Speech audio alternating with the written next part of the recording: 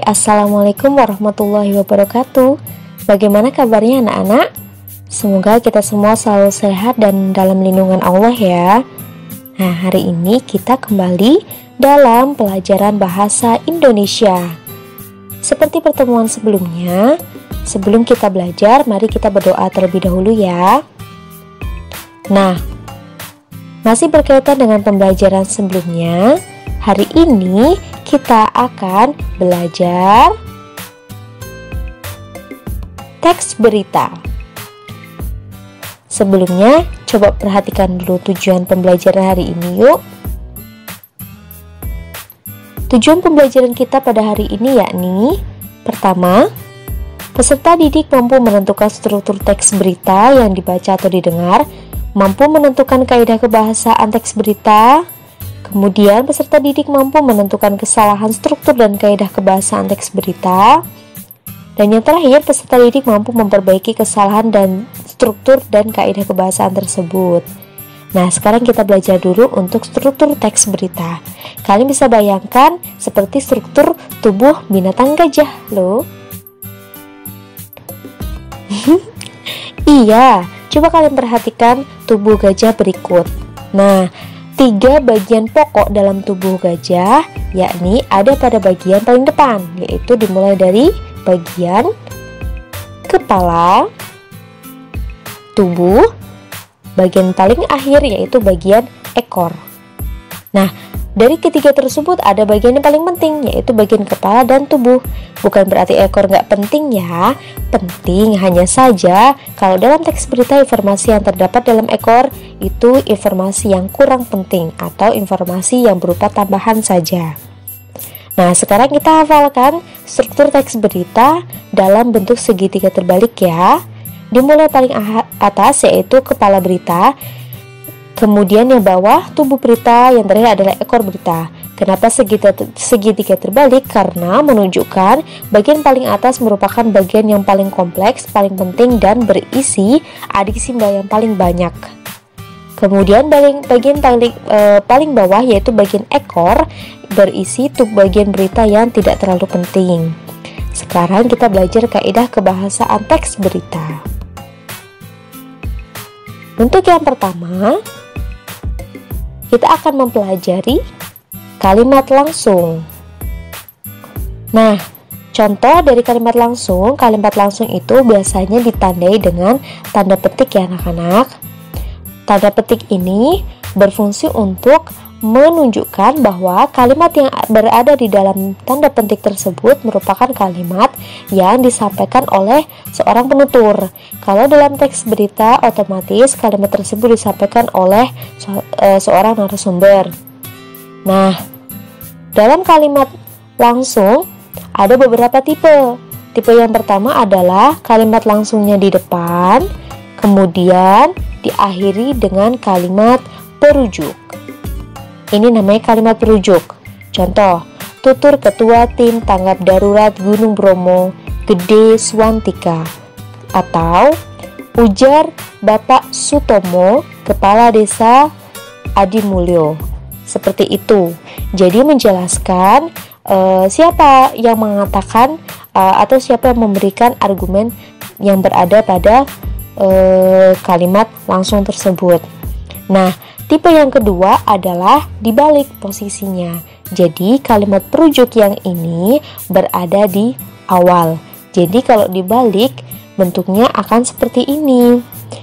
Kepala desa Bapak Suwantomo berkata, baru setelah itu kalimat yang berada di dalam tanda petiknya disertakan, seperti itu. Selanjutnya kita beralih ke kaidah kebahasaan yang kedua adalah konjungsi penerang. Seperti apa sih konjungsi penerang? Konjungsi penerang adalah konjungsi yang ditandai dengan kata bahwa. Contoh kalimatnya, sejumlah staf Atpel Manado mengatakan bahwa.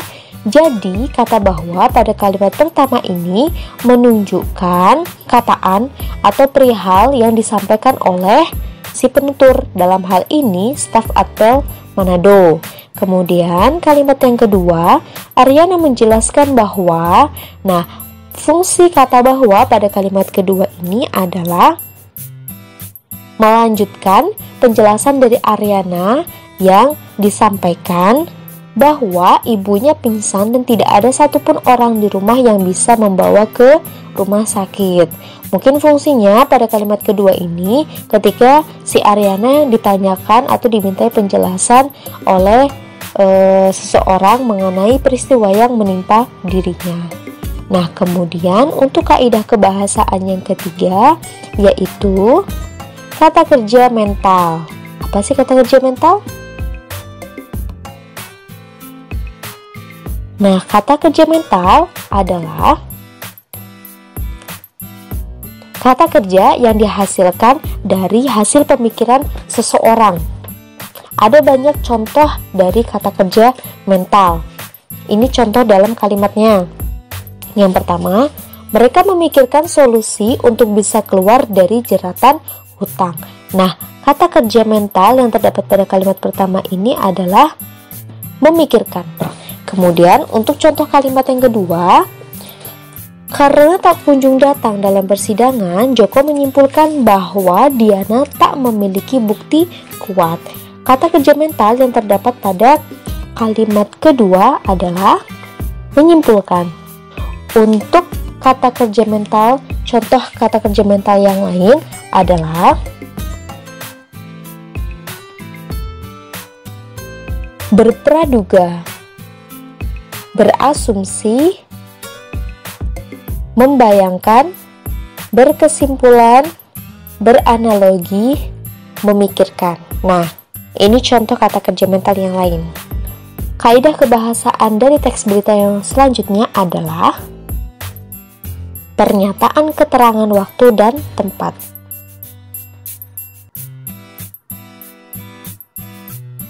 Untuk pernyataan keterangan waktu dan tempat, contohnya adalah sebagai berikut. Jadi, dalam teks berita itu menyertakan pernyataan yang di dalamnya terdapat keterangan waktu dan tempat. Itu sudah pasti. Karena apa? Karena dalam teks berita itu dituntut adanya faktual atau informasi yang sesuai dengan data dan fakta, serta aktual, yaitu up to date. Contohnya, sekitar pukul 22 waktu Indonesia Barat, pelaku mengendap-endap di depan gerbang rumah Irjen Wilopo. Di sini diketahui keterangan waktu yang ditunjuk adalah pukul 22 waktu Indonesia Barat. Kemudian, untuk tempatnya berada di depan gerbang rumah Irjen Wilopo. Contoh yang kedua, peningkatan arus mudik menjelang Idul Adha 1441 Hijriah terlihat mengalami lonjakan cukup tinggi pada Jumat 25 Juli 2020. Kemudian untuk waktunya yaitu menjelang Idul Adha, yaitu pada hari Jumat tanggal 25 Juli tahun 2020. Kemudian untuk kaidah kebahasaan teks berita yang selanjutnya adalah konjungsi temporal. Apa sih konjungsi temporal itu? Konjungsi temporal merupakan konjungsi atau kata penghubung yang digunakan untuk menunjukkan adanya urutan waktu. Nah, adanya urutan kejadian. Contoh. Ini contohnya Ustazah ambil dari salah satu kalimat langsung ya. Jadi, kita melewati Jalan Fatimah Raya, kemudian masuk Jalan Cipete. Disitulah kami melihat mayat korban yang masih bernafas. Terang saksi kepada pihak investigasi. Pada kalimat ini, konjungsi temporal yang menunjukkan adanya urutan waktu adalah yang benar sekali. Kemudian, kata kemudian. Nah, kata kemudian ini berarti menunjukkan adanya urutan waktu, yaitu waktu yang pertama melewati Jalan Fatimah Raya. Waktu yang kedua adalah masuk ke Jalan Cipete. Untuk contoh konjungsi temporal yang lain adalah ketika, lalu, sebelum, akhirnya, awalnya, sejak, setelah. Dan kaidah kebahasaan teks berita yang lain yang selanjutnya adalah kata baku. Maksud dari kata baku dalam teks berita adalah tentu saja kalau teks berita dikonsumsi oleh masyarakat secara umum. Otomatis menggunakan bahasa yang umum. Maksudnya umum di sini adalah teks berita itu harus menggunakan kalimat yang mudah dipahami oleh masyarakat luas dan populer. Artinya dia menggunakan bahasa Indonesia dan menghindari bahasa daerah karena tidak setiap orang memahami bahasa daerah tertentu. Kemudian sesuai dengan KBBI. Nah, ini jelas ya, dalam penulisan dalam teks berita itu penulisannya harus sesuai dengan KBBI ya, atau Kamus Besar Bahasa Indonesia. Dan fungsinya apa menggunakan kata baku? Agar masyarakat mudah memahami isi berita.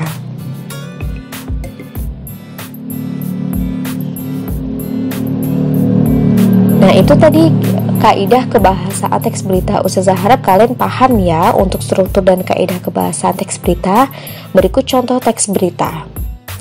Madiun, kompas.com.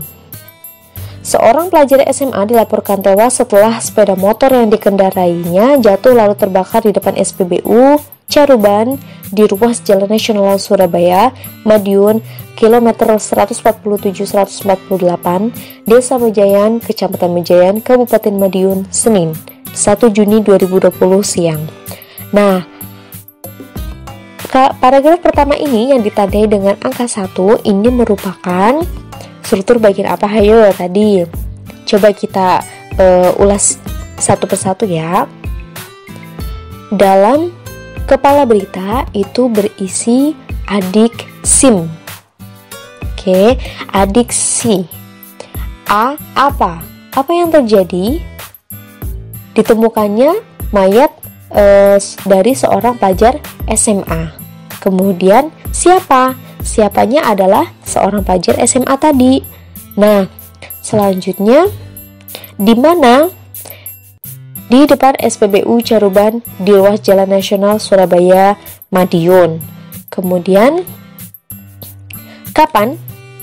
Yaitu terjadi pada hari Senin 1 Juni 2020 siang hari. Itu bisa menjawab sekaligus 4 pertanyaan ya. Nah, otomatis pada paragraf pertama ini adalah termasuk pada bagian kepala berita. Nah, sekarang paragraf kedua. Paragraf kedua ini, karena ini merupakan kalimat langsung, ditandai dengan tanda petik, dan ini ujaran yang disampaikan oleh Kasat Lantas Polres Madiun, ini masih termasuk ke dalam kepala berita.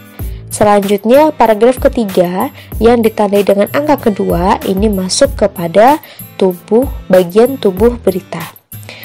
Pada bagian tubuh berita, secara umum,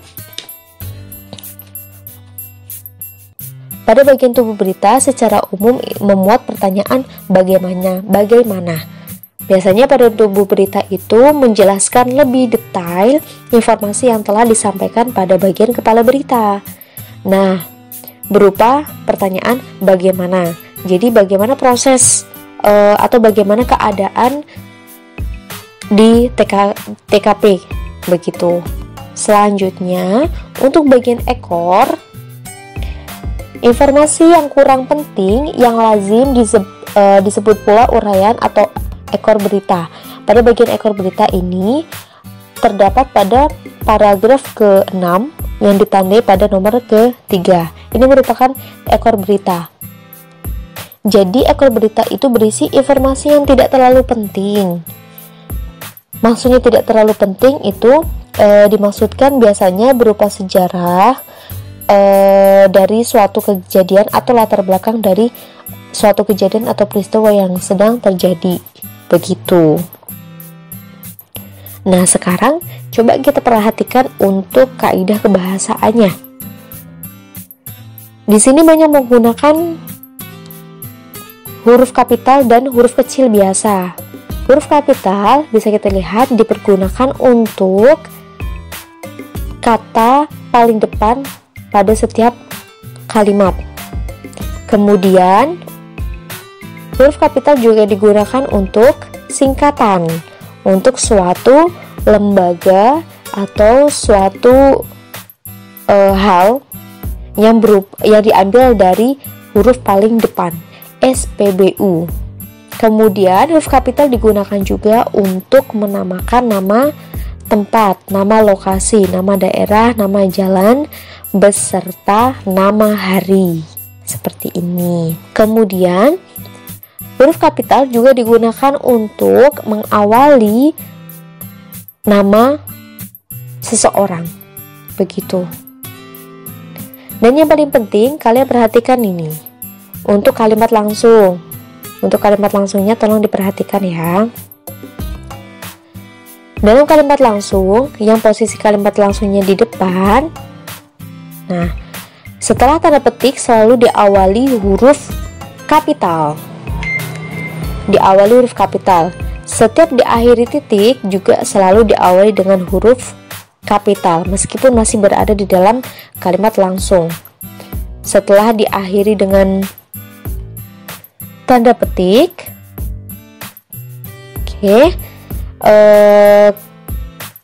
kata pertama huruf pada kata pertama pada kalimat perujuknya menggunakan huruf kecil, bukan huruf kapital. Dan tanda baca untuk mengakhiri kalimat langsungnya adalah koma jika posisi kalimat perujuknya berada di akhir. Ingat ya, perhatikan baik-baik. Jika posisi kalimat langsungnya di depan dan kalimat perujuknya berada di belakang, tanda baca yang mengakhiri kalimat langsung ini adalah menggunakan koma. Dan setelah tanda petik, kemudian disambung dengan kalimat perujuk menggunakan huruf kecil. Lalu bagaimana jika posisinya kebalik? Jika posisinya kebalik, otomatis diawali dengan huruf kapital juga. Misal, Kasat Lantas Polres Madiun berkata, baru dipisah dengan koma dulu, baru mulai menulis kalimat langsungnya, dibuka dengan tanda petik, huruf pertama kapital, walaupun posisinya berada di belakang kalimat langsung itu, tapi tetap diawali dengan huruf kapital. Baru nanti di akhir, karena dia berada di akhir kalimat langsungnya, otomatis diakhiri dengan tanda titik, lalu petik. Selesai. Jika kita perhatikan, contoh teks berita ini menggunakan bahasa yang baku ya. Tidak ada satupun kata yang merupakan yang diambil dari bahasa daerah maupun bahasa yang tidak baku atau bahasa gaul yang mungkin kita tahu. Nah, selanjutnya terdapat juga keterangan waktu dan tempat. Banyak sekali keterangan waktu dan tempat pada teks ini ya. Contoh keterangan waktunya yaitu tadi pada hari Senin, dan keterangan tempatnya di Madiun. Selanjutnya kita beralih ke info latihan pemahaman. Pada latihan kali ini kalian diminta untuk mengidentifikasi struktur teks berita dan kaidah teks berita. Tapi ada ketentuannya. Kalian harus menulis di buku tulis sesuai tulis ulang teksnya, tulis juga perintahnya, dan tulis tabelnya. Jadi kalian mengerjakan dalam bentuk tabel ya, nanti akan Ustazah sampaikan atau bagikan di Google Classroom. Tidak boleh di print, jadi kalian harus ditulis ulang di buku tulis bahasa Indonesia, kemudian ditulis jawabannya lengkap dengan kalimat atau paragraf yang ada pada teks yang Ustazah lampirkan ya.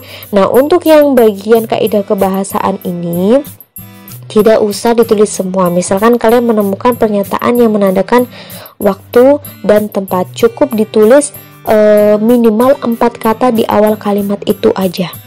Oke, baru diakhiri dengan titik-titik seperti itu. Tidak usah ditulis semua. Baru yang bagian struktur teks berita kalian tulis ulang semua teks beritanya. Kemudian ditulis dalam bentuk tabel, dikelompokkan langsung. Paragraf mana aja yang merupakan kepala berita, tubuh berita, dan juga ekor berita.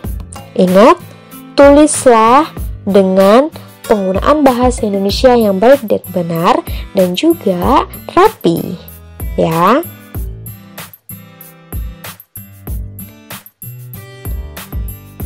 Dan tugas yang selanjutnya, tugas ini hanya diminta untuk mencari di rumah. Jadi, Ustazah minta untuk kalian mencari satu topik tentang suatu permasalahan yang pernah kalian dapatkan atau pernah kalian dengarkan. Kemudian kalian buat kerangka sesuai adik Simba. Maksudnya kerangka seperti ini, misal bagian kepala berita, tulis apa yang terjadi peristiwanya, kemudian siapa pelakunya atau korbannya atau siapa yang melakukan, kemudian di mana kejadiannya, kapan tempatnya, mengapa bisa terjadi seperti itu, dan yang terakhir bagaimana proses kejadiannya. Cukup seperti itu aja. Ditulis poin-poin ya. Misal 1, apa yang terjadi? Misal kecelakaan beruntun truk menabrak 5 sepeda motor. Seperti itu aja. Sampai pertanyaan ke-6. Ingat adik Simba. Tulis di buku tulis dan tidak usah dilaporkan untuk yang ini, tapi dipersiapkan untuk pembelajaran selanjutnya. Nah, berakhir sudah pembelajaran kita pada hari ini. Terima kasih Ustazah sampaikan. Semoga kalian tetap semangat ya. Semoga tidak mudah menyerah dan jangan pernah tinggalkan sholat, jangan pernah tinggalkan ngaji. Intinya kewajiban dilaksanakan, ya hal-hal yang dilarang patutnya untuk ditinggalkan. Mohon maaf apabila masih banyak sekali kekurangan dari Ustazah. Wassalamualaikum warahmatullahi wabarakatuh.